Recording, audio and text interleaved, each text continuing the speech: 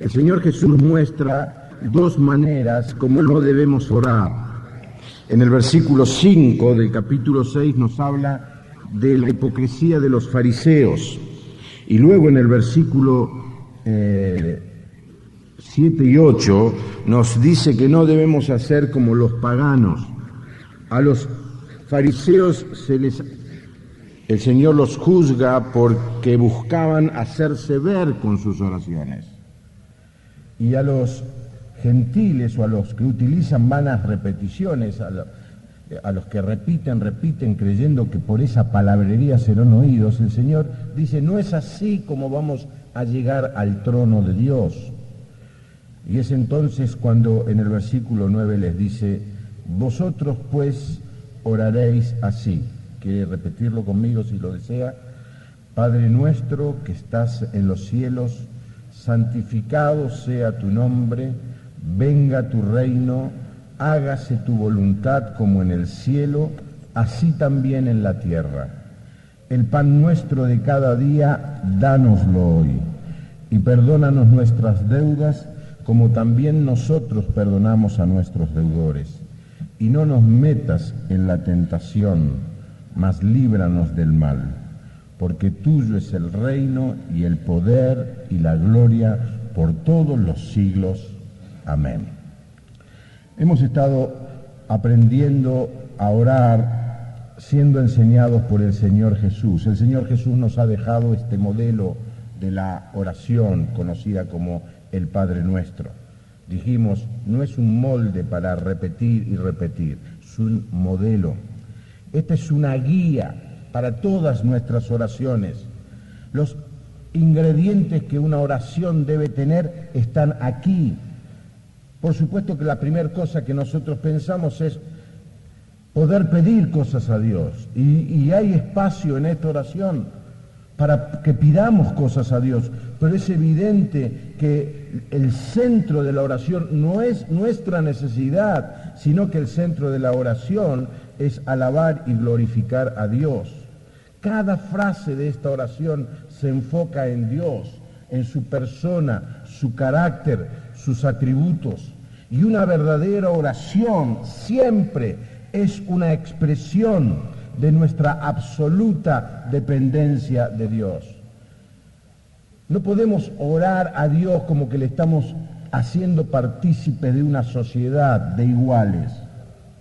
Una oración es inclinar el rostro, humillarnos delante de su presencia y declarar que Él es el que es digno de tener todo el honor, la gloria y el poder, y que nosotros solamente somos humildes penitentes, que venimos a pedir al Señor de su auxilio.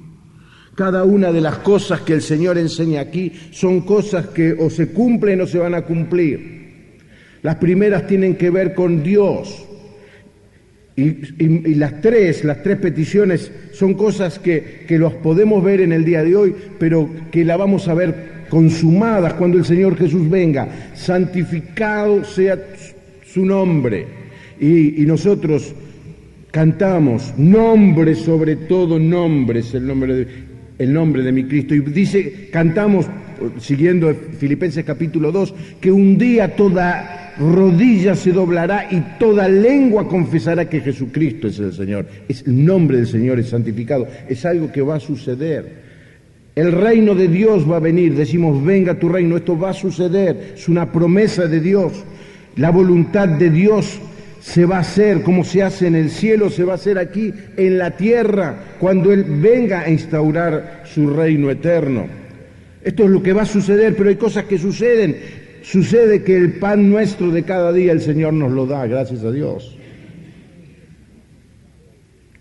Sucede también, como hemos estudiado en estos 2 domingos, que Él perdona nuestras faltas. ¿Qué sería de nosotros si Él no nos perdonara? Y sucede también lo que vamos a estudiar en esta noche, que Él nos libra de la tentación del enemigo, nos guarda del mal. Cuanto más, hermanos, entendemos las promesas de Dios, más pertinentes, más bendecidas más poderosas son nuestras oraciones.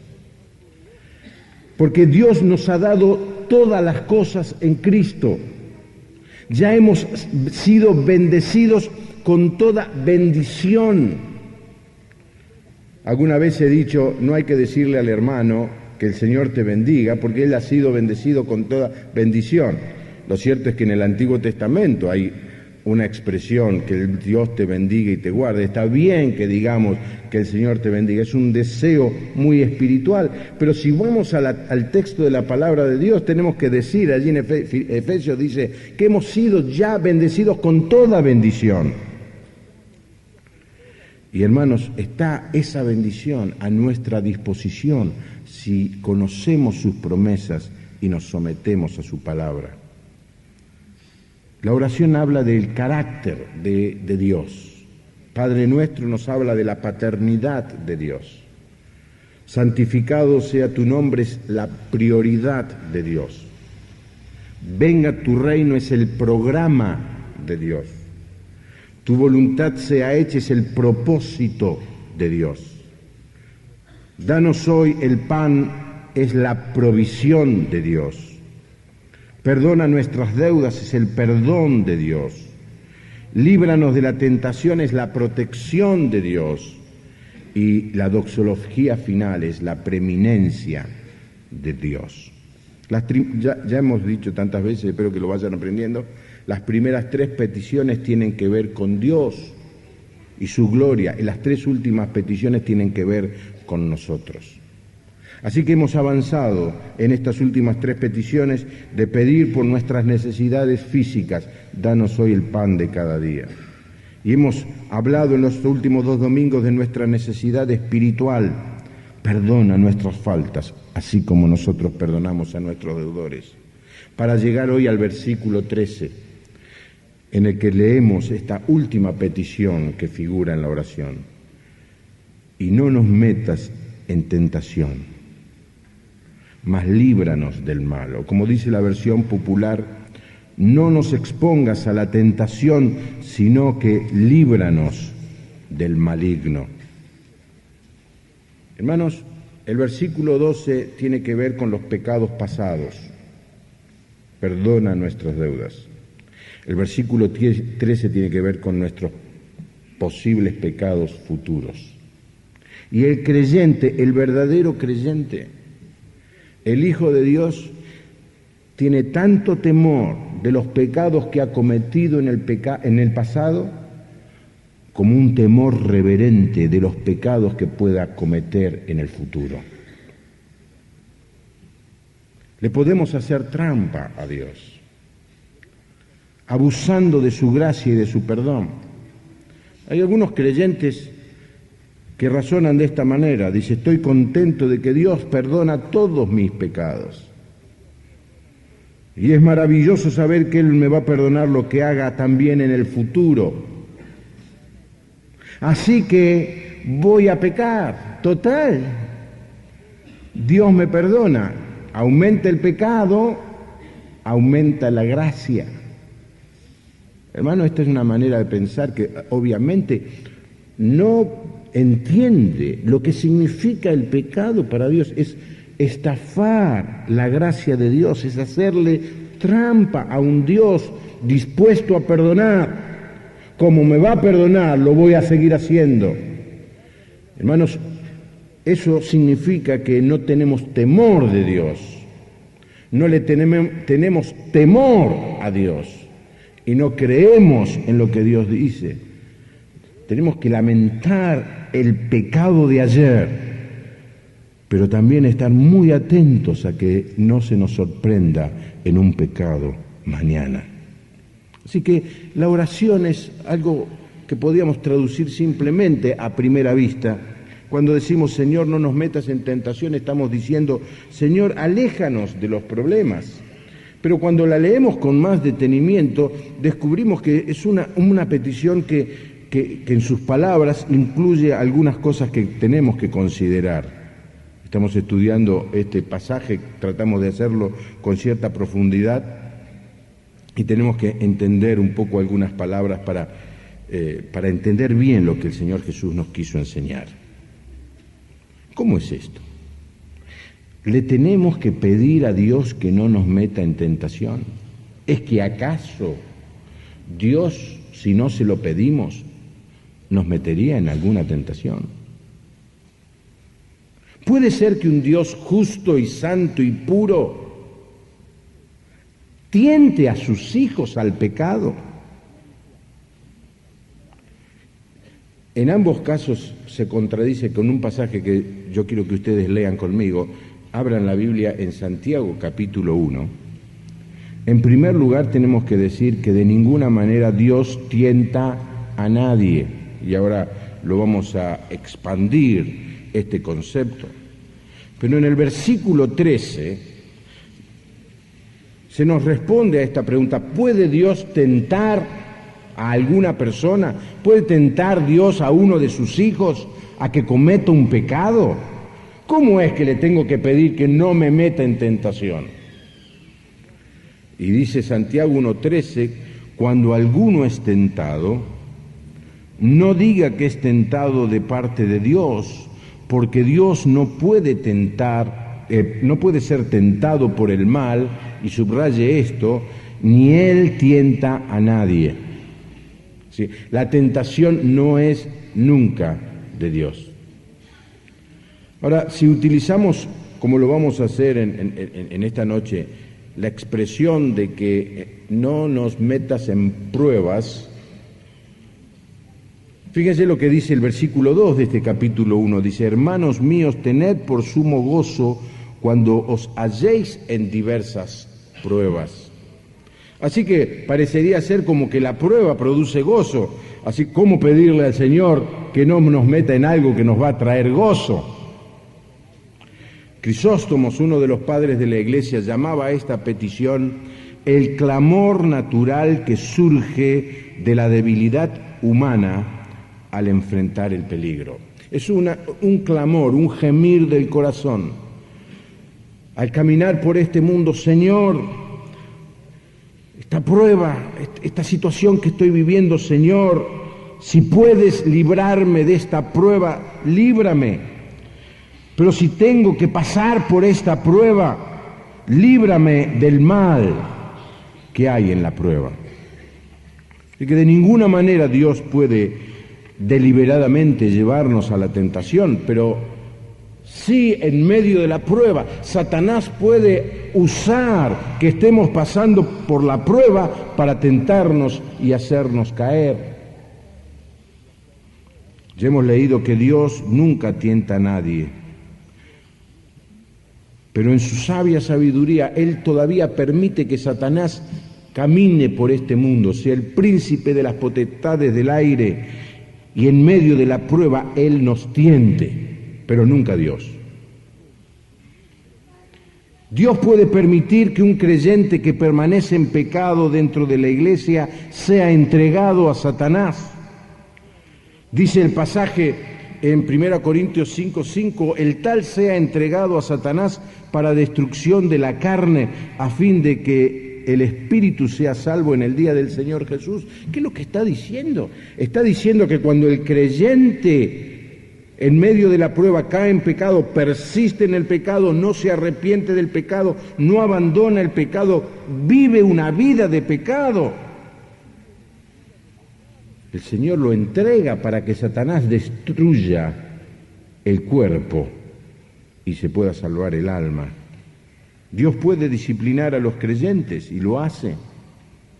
Es una expresión muy fuerte esta de entregar a Satanás. No sé si les asusta, a mí me pone, no voy a decir la piel de gallina, pero me hace temer.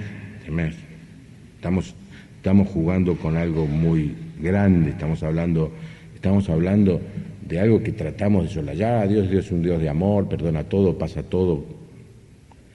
Me dice Pablo en 1 Timoteo 1:20, hablando de unos creyentes que se habían portado muy mal, dice: de los cuales son Himeneo y Alejandro, a quienes, escuchen lo que hizo el apóstol guiado por el Espíritu de Dios: entregué a Satanás para que aprendan a no blasfemar.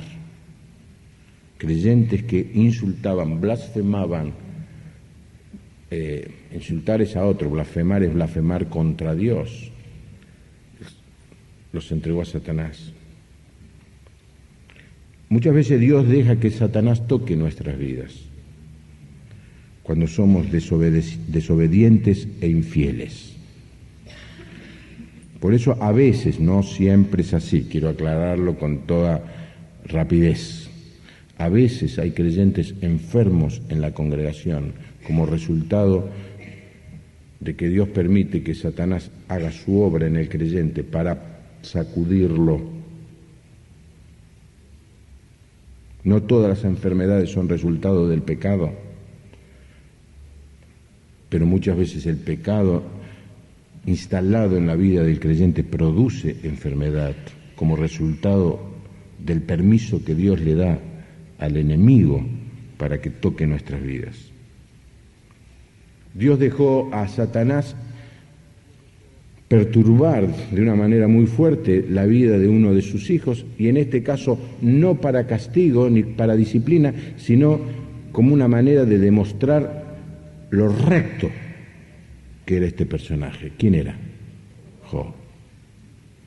Cuando uno lee Job realmente se enfrenta con un pasaje muy desafiante para entender a Dios. Dios tenía un buen hijo, muy fiel. Y vino Satanás y le dijo, este es fiel porque le va muy bien. Pero estoy seguro que si le va mal, va a dejar de ser fiel. Y Dios le dio permiso a Satanás para que Satanás lo sacuda de una manera tremenda a Job.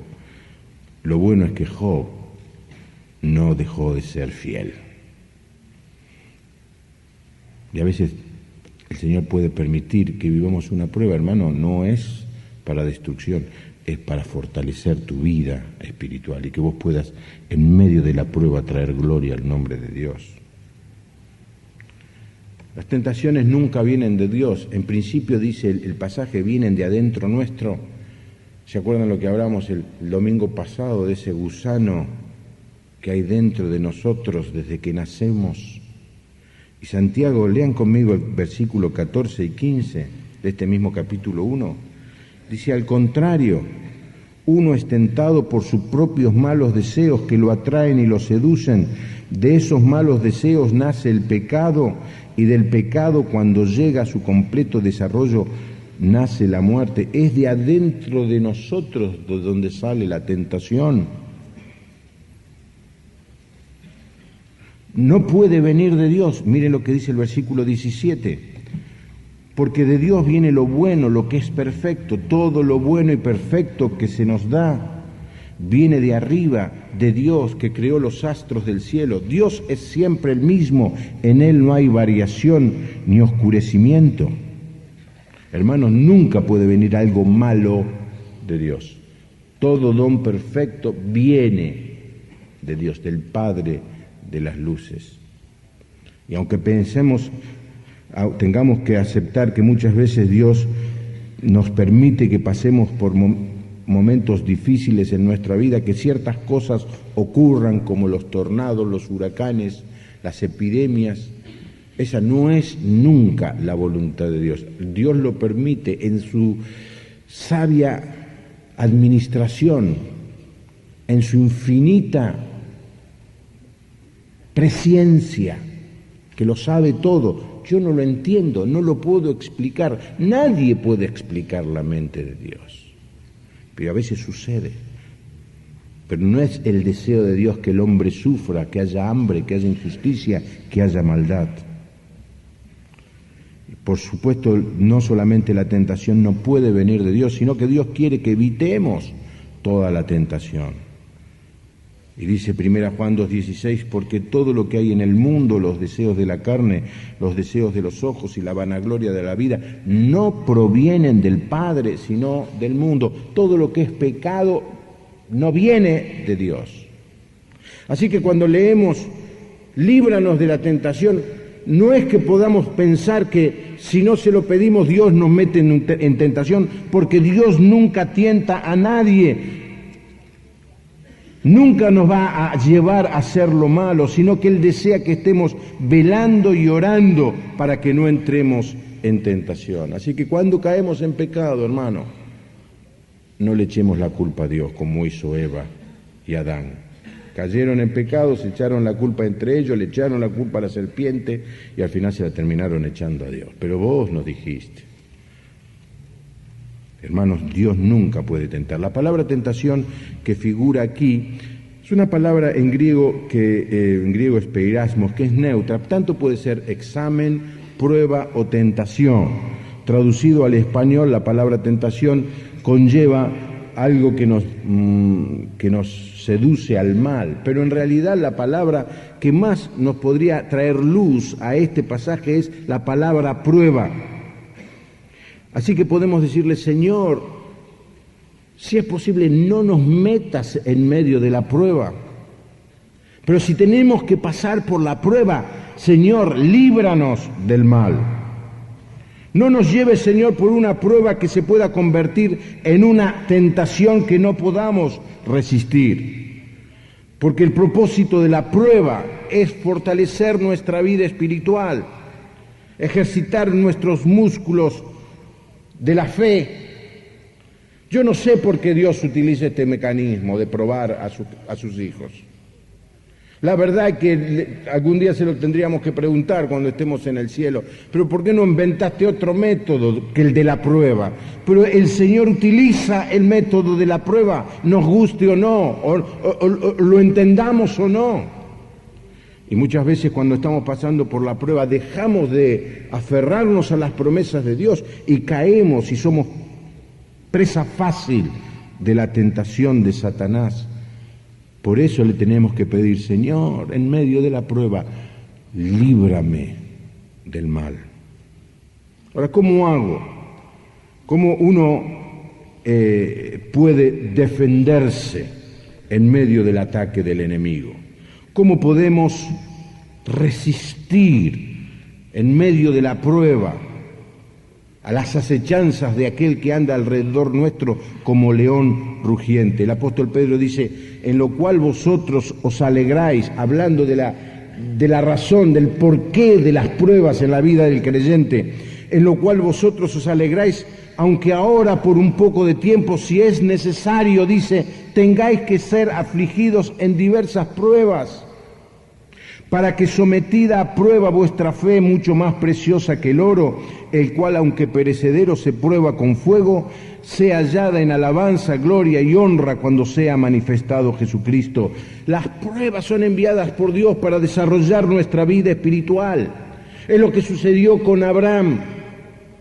Dios probó a Abraham. Uno lee el pasaje. Los otros días vino nuestro hermano Jaime y nos habló de que Dios prueba y Dios provee. Pero uno se queda con la pregunta: pero Dios no tenía otro método de purificar, de evaluar, de llegar a lo más profundo del corazón de Abraham, que pedirle que sacrifique a su hijo. Pero Dios es Dios y Él hace lo que siempre es lo mejor para nosotros, aunque nosotros no lo entendamos. Puede ser que estés pasando por un momento de prueba, hayas perdido el trabajo o tengas que echar a personas. Hoy cuando terminó la reunión se me acercó un hermano y que no es el dueño de la empresa, es un empleado, y me dijo: tengo que mañana despedir a 30 obreros. Es una prueba. Y en medio de la prueba el creyente, ustedes saben cómo es una prueba, ¿no? Uno puede tener éxito o fracasar, le puede ir bien y le puede ir mal. En medio de la prueba es cuando tenemos que aferrarnos a las promesas de Dios, porque si no, fracasamos. Si el creyente que pierde el trabajo tiene un problema físico de salud o lo que sea, hay tantas pruebas, cada uno tiene la suya, ¿no? Si en medio de la prueba el creyente deja de mirar al Señor, cae en el pesimismo, en la crítica, en la queja, en el dolor, y fracasa, y es presa fácil de Satanás. No podemos decir que no vamos a vivir en prueba. Jesucristo dijo, en el mundo tendréis aflicción. Lo que quiere decir, en el mundo ustedes van a vivir permanentemente en medio de pruebas. Salimos de una prueba y nos metemos en otra prueba. Y es por eso que tenemos, en medio de nuestra incapacidad y flaqueza y debilidad y vulnerabilidad, Señor, si es posible, no me dé la prueba, amén, hermano. Pero si me das la prueba, líbrame del mal. Pero ¿cómo podemos hacer para librarnos del mal? Y en Santiago 4:7 está el secreto. El libro de Santiago en esto es muy práctico. Dice, someteos pues a Dios. Resistid al diablo y huirá de vosotros. Es algo que Dios hace por nosotros, pero es algo que yo tengo que hacer. No alcanza con pedirle, Señor, en medio de la prueba, liberarme, ¿no? El Señor me dice, momento, primero te tenés que someter a mí. ¿Qué significa someternos a Dios? Significa que nos debemos someter a su palabra.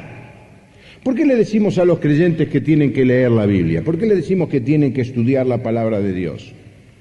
Pues no solamente porque encontramos en ella las maravillosas promesas de las que nos tenemos que aferrar en medio de la prueba, sino porque encontramos allí las leyes, los mandamientos de Dios que debemos hacer parte de nuestra vida cotidiana. El creyente vive tratando de obedecer la palabra de Dios, someterse a la palabra de Dios. Someterse significa que yo me voy a poner debajo de esta autoridad, que no voy a competir con esta autoridad, que no la voy a ignorar, me voy a sujetar, me voy a someter, voy a dejar que esta autoridad maneje mi vida. Esto es someterse a Dios. Y hermano, muchas veces el creyente quiere resistir al diablo y que el diablo huya, pero no tiene argumentos, no tiene poder en su vida porque no se somete a la palabra de Dios. Miren lo que dice el Salmo 119:11. En mi corazón he guardado tus dichos para no pecar contra ti. El secreto para defendernos del ataque del enemigo es la palabra de Dios. El Señor Jesucristo fue llevado al desierto y tentado 3 veces en el desierto. ¿Cómo se defendió el Señor Jesucristo? Diciendo ¿qué cosa? Escrito está. Hermanos, someternos a Dios produce en nuestras vidas la santidad que necesitamos para resistir al diablo y para que él huya de nosotros. En la guerra espiritual que el apóstol Pablo está describiendo en el libro de Efesios, en el capítulo 6, está hablando de la armadura de la que se debe vestir el creyente, y llega al punto, dice en el versículo 16 y 17, sobre todo que su fe sea el escudo que los libre de las flechas encendidas del maligno. Miren cómo describe al maligno, al enemigo. Flechas encendidas. ¿Vieron esas películas que los tipos tiraban flechas? No había manera de pararlas, hasta que una llegaba a la madera, encendía, se hacía el incendio. Se ve mucho esto en la película esta Juana de Arco, pura flecha. Y el apóstol describe al enemigo así, tirándonos flechas. ¿Y con qué me resisto? Dice, con el escudo de la fe. El creyente que confía en la palabra de Dios, en lo que Dios dice, se pone un escudo contra el ataque del enemigo. Y luego dice que la salvación sea el casco que proteja su cabeza, y escuche, que la palabra de Dios sea la espada que le da el Espíritu Santo. Hermanos, en un mundo lleno de maldad, en un mundo entregado a la idolatría, a la inmoralidad, a la corrupción, ¿para qué vamos a hablar de los programas de televisión, de las revistas, del vocabulario? Estamos metidos en un mundo hostil. Pedirle al Señor, Señor, vos ves dónde estamos. Vos conocés mis compañeros de trabajo, vos conocés mi negocio, vos conocés mis compañeros de estudio. Vos sabés el ambiente en que yo me muevo, Señor, es una prueba. Y el Señor oró en su oración de Juan 17, no te pido que los quites del mundo, porque lo que quisiéramos es sacanos de aquí, Señor, liberanos de este problema, que yo pueda vivir, y uno siempre idealiza, ¿qué sería si pudiéramos vivir en una ciudad de todos creyentes? Sería, hermano, ni le cuento.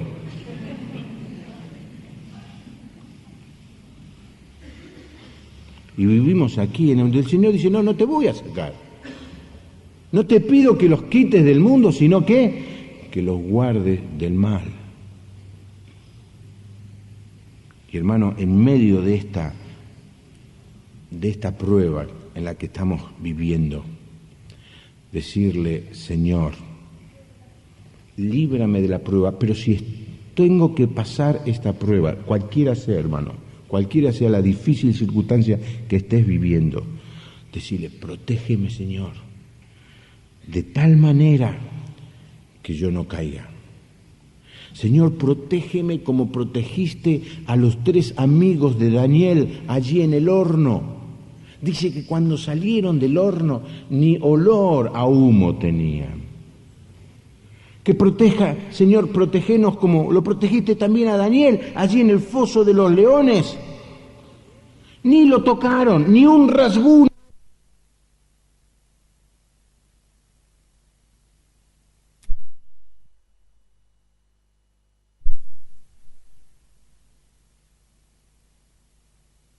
El Señor es poderoso para protegernos así, hermanos.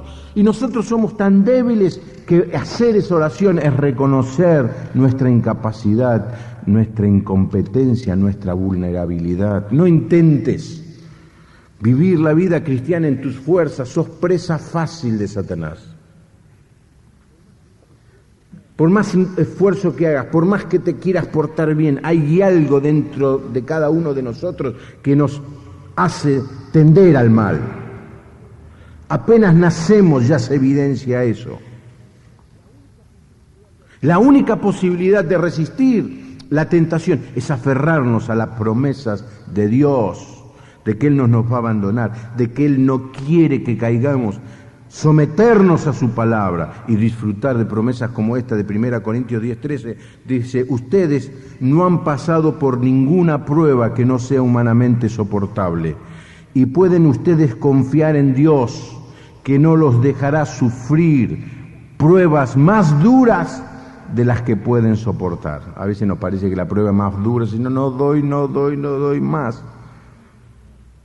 Por el contrario, dice el pasaje, cuando llega la prueba, Dios le dará también la manera de salir de ella para que puedan soportarla. Hermano, cada día, si cada noche, decíamos los domingos pasados, tenemos que irnos a dormir, perdona nuestras deudas como nosotros perdonamos a nuestros deudores.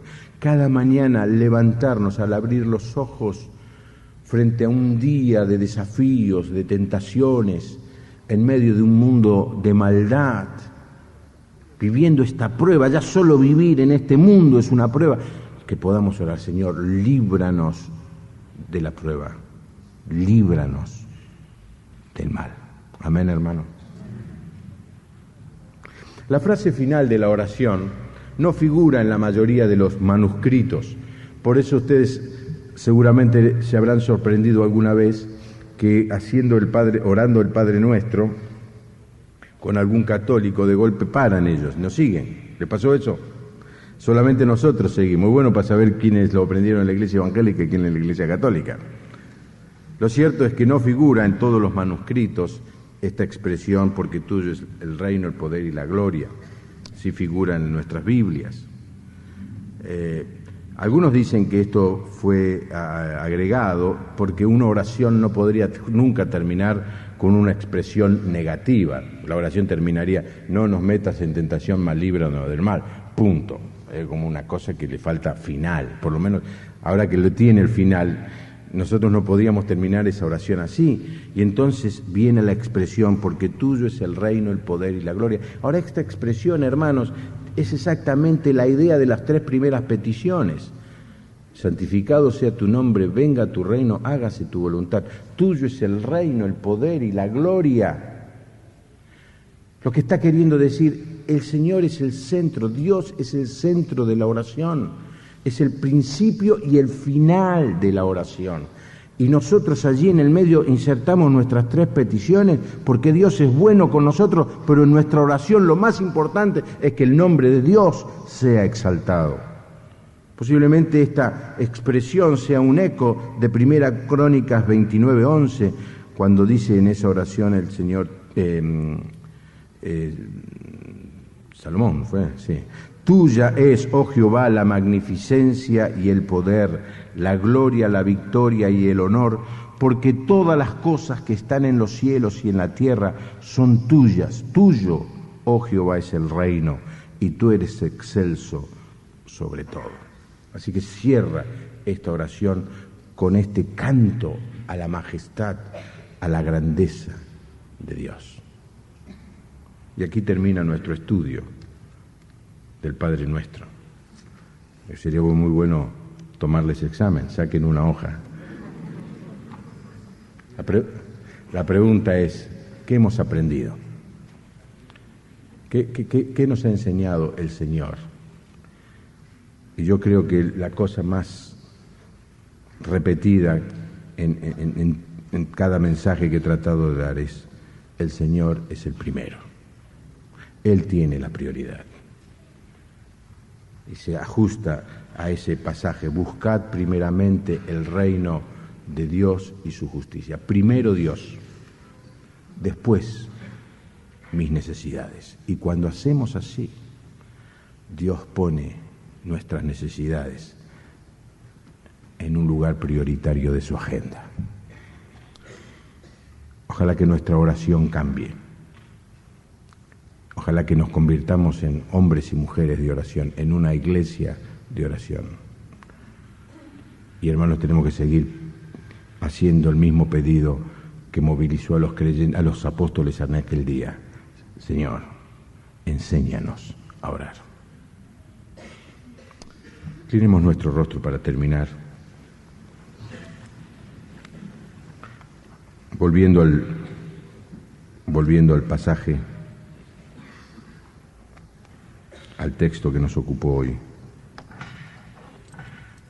Quizá estés viviendo en pruebas y en dificultades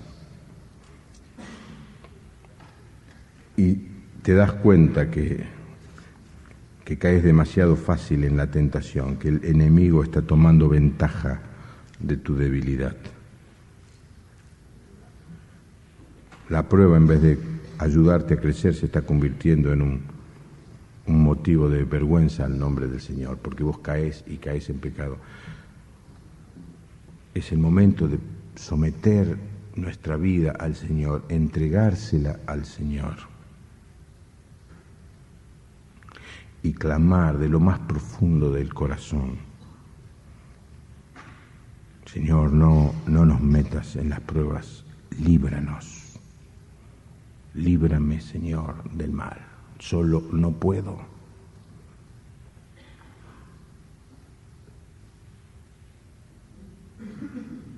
Señor, nos humillamos ante ti en esta noche, reconociendo nuestra flaqueza, nuestra debilidad, nuestra vulnerabilidad.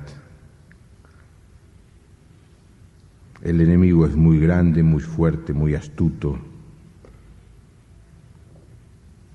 Señor, nos damos cuenta que solos no podemos contra Él. Él siempre que queremos pelear solos con Él, nos termina ganando y derrotando. Por eso, Señor, queremos pedirte que nos libres del mal. Señor, cada uno de nosotros tiene un punto débil que el enemigo trata de aprovechar para derrotarnos. Señor, cada uno de nosotros ha vivido experiencias de derrota porque no nos hemos sometido a tu palabra, Señor. Hemos vivido nuestra vida según nuestro criterio, nuestra manera de entender, nuestra capacidad, nuestro ingenio. Y Señor, Satanás se ha hecho un festín con nosotros. Ha debilitado nuestra fe, ha destruido nuestro gozo y ha puesto en duda nuestra comunión.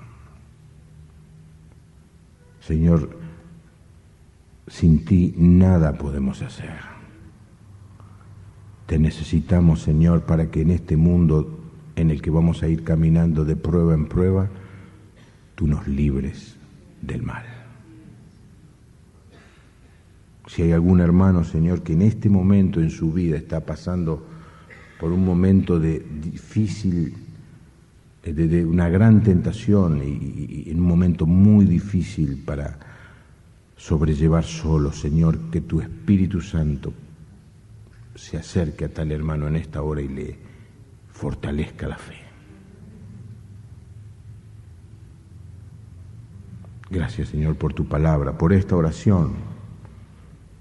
Seguimos, después de haber hablado tanto de ella, seguimos pidiéndote, Señor, enséñanos a orar. En el nombre del Señor Jesús. Amén. Amén.